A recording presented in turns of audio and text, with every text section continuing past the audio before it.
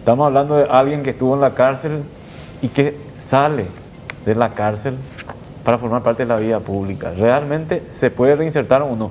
Es un material que vas a presentarlo vos mañana, dicho sea de paso, comisario, ¿no? Mañana a las 9 de la mañana en la Academia Nacional de Policía, en Iguazú.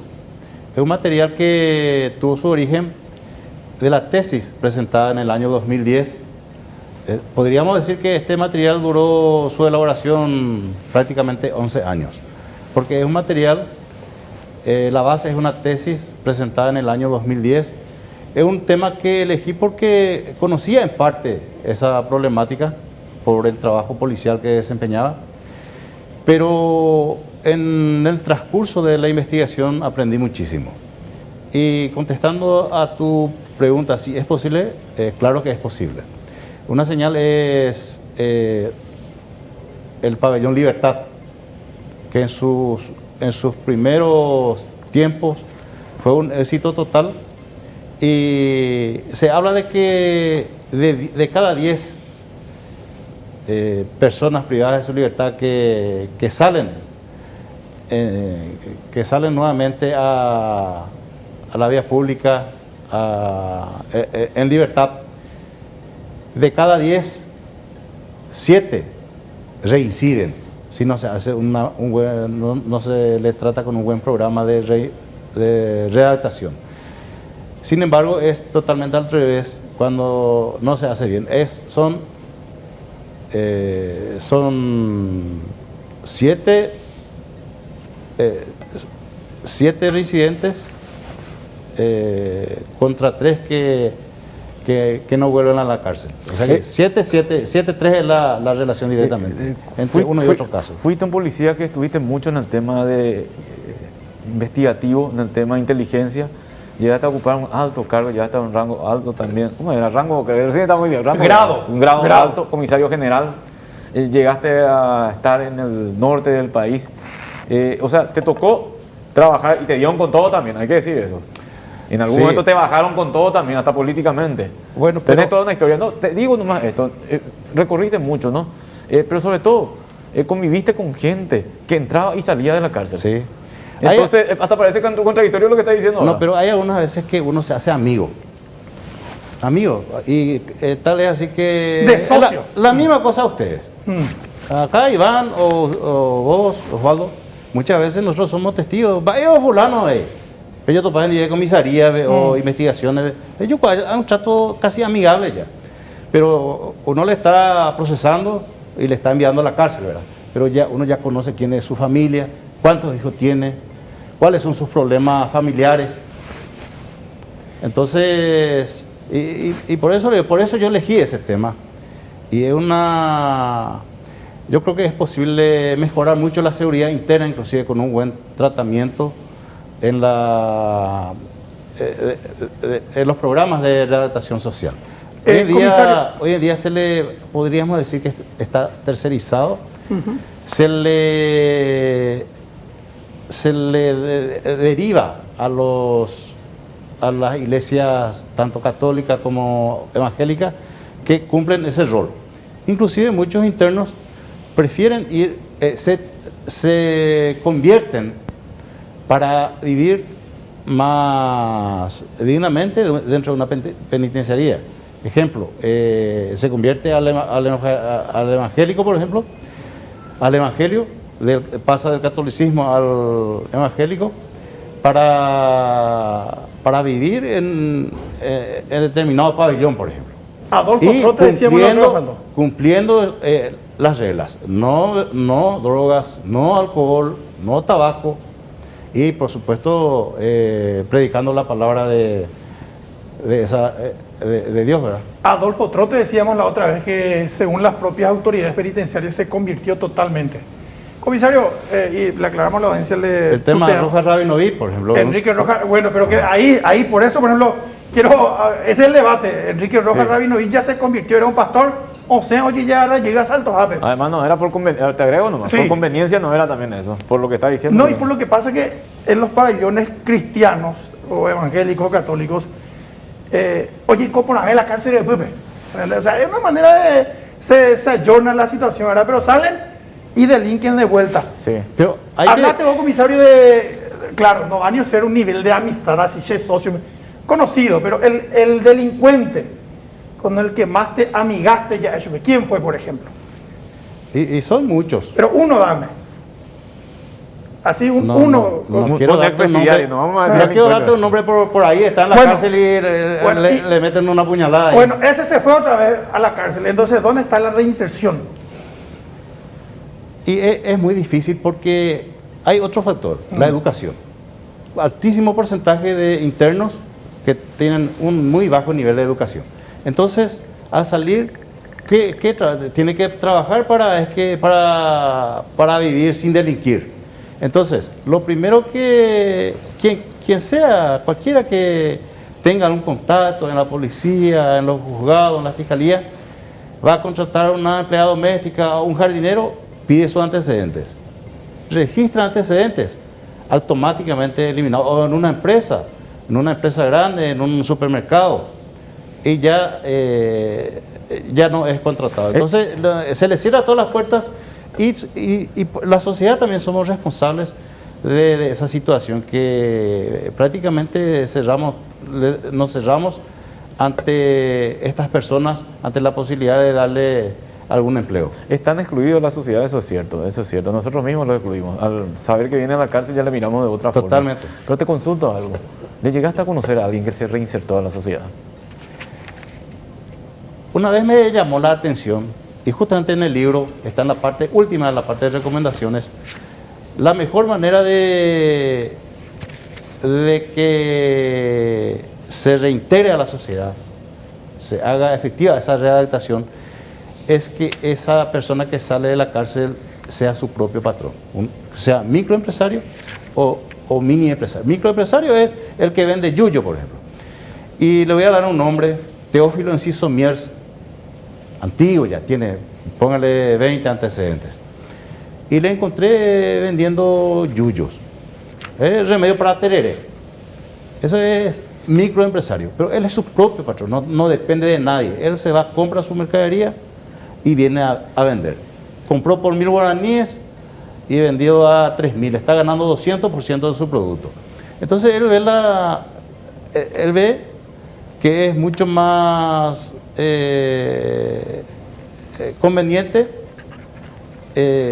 trabajar honestamente que ir a delinquir, porque muchas veces también la oportunidad hace que él vaya a reincidir, porque él está viendo todo. Hay un término que ellos utilizan, Gil, por ejemplo.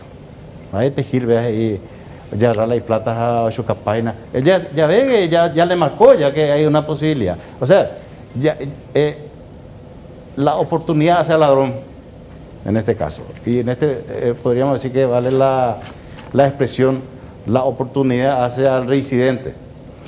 Pero si él tiene trabajo seguro, y está ganando dinero, entonces no tiene, y tiene que ser tiene que tener un poco de sentido común, un poco de inteligencia también para saber diferenciar eso. Porque hay gente que su mundo es la cárcel, no tiene ninguna otra alternativa, no conoce otro lugar.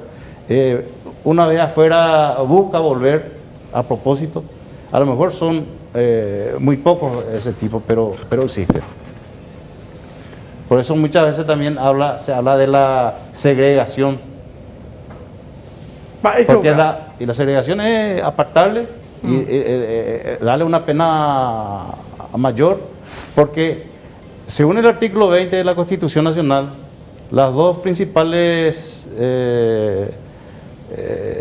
objetivos de ese artículo, o sea, de la ley, es los dos principales objetivos de la prisión del delincuente es la protección de la sociedad y la readaptación del individuo. La semana pasada fue, Osvaldo, que estuvo acá Amado Francisco Verino Gutiérrez. Sí. ¿Vos le llegaste a apresar a Amado Verino? Yo le conozco, su papá era gerente de un banco nacional de fomento. Ajá. Él era hijo de una familia acomodada. Su papá era, imagínense, yo le estoy hablando de la década del 70, yo le conocí de esa época. Tiene 2 hermanas hermosas y él salió y él nunca utilizó también arma. Era más bien estafador, se dedicaba a las drogas, y él, podríamos decir que